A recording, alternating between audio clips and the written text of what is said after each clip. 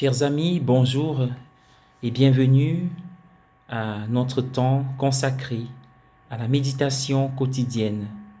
Installez-vous bien, c'est le temps du repère spirituel pour la journée. C'est une joie d'être suspendu aux lèvres de Jésus, dont les paroles sont lumière et vie.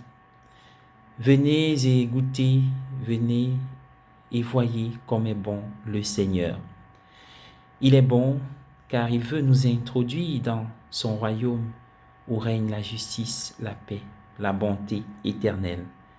Et aujourd'hui encore, il nous fournit à nous les privilégiés, à ceux qui s'ouvrent à lui, des explications au sujet de la parabole du bon grain et de l'ivraie.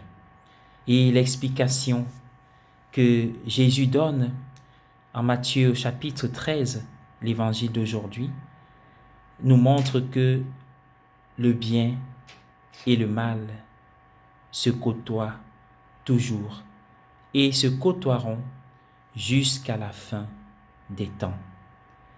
On ne saurait affirmer la perfection de la justice, de l'amour, du bien sur cette terre, car cela arrivera, mais n'est pas encore établi. Oui, bien-aimés dans le Seigneur, le bien et le mal coexistent. Il y a le mal partout, même dans l'Église, même dans nos propres vies, même dans nos cœurs. Le mal a sa racine, mais peut être éradiqué. Nous avons vu apparaître au cours de l'histoire plusieurs mouvements religieux, plusieurs siècles religieux qui affirment pouvoir établir un monde parfait, une oasis dans ces temps mauvais. Mais souvent, à regarder en profondeur, nous nous rendons compte que ces projets, ces rassemblements, finalement, peuvent créer plus de mal que de bien, car l'obscurité et les ténèbres établies à l'intérieur peuvent déborder et toucher le monde extérieur à ceux-ci. Voilà pourquoi l'Église elle-même se trouve parfois ballottée, car dans la nuit, le malin est venu semer l'ivraie. Mais l'Église n'est pas une secte. Selon les termes du Concile Vatican II, l'Église est un peuple en marche, un peuple de pèlerins, un peuple qui a pour destinée ce royaume où règne la justice et la paix. Et ainsi, la reconnaissance que nous sommes encore en marche et non encore parfaits, cette reconnaissance ne nous ferme pas à la grâce de Dieu, mais nous ouvre dans nos cœurs un chemin que le Seigneur peut emprunter pour accomplir l'œuvre d'amour qu'il a si bien commencé. Oui, le psaume responsorial a dit, le Seigneur, la compassion du Seigneur se manifeste pour nous. Mais avant de le dire, il faut pouvoir confesser comme Jérémie dans la première lecture d'aujourd'hui. Oui, nous sommes pécheurs, nous reconnaissons notre méchanceté, notre iniquité, et nous venons vers toi, Seigneur.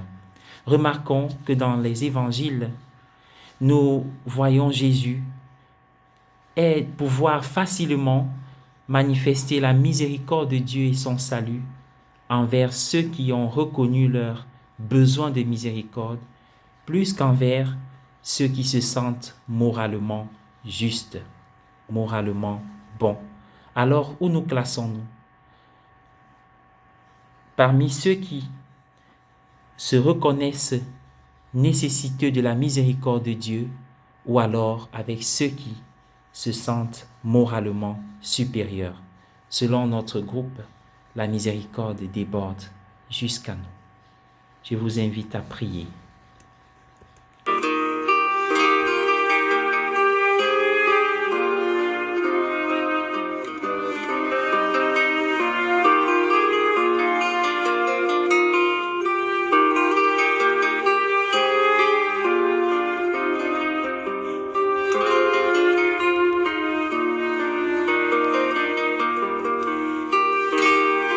Seigneur, éternel notre Dieu, tu es lent à la colère et plein d'amour.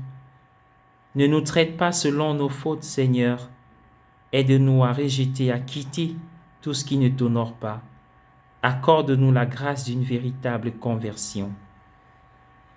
Nos souffrances multiformes et nos misères sont-elles la conséquence des péchés de nos ancêtres ou de nos aïeux?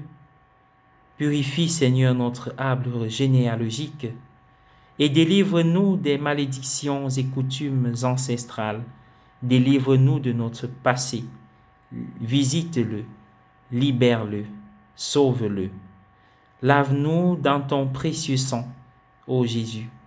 Donne-nous ton Esprit Saint, afin que ta parole semée dans nos cœurs nous conduise sur le chemin de l'amour, de la vérité, de la réconciliation, de la justice, de la paix, pour que nous portions les fruits que tu attends de nous.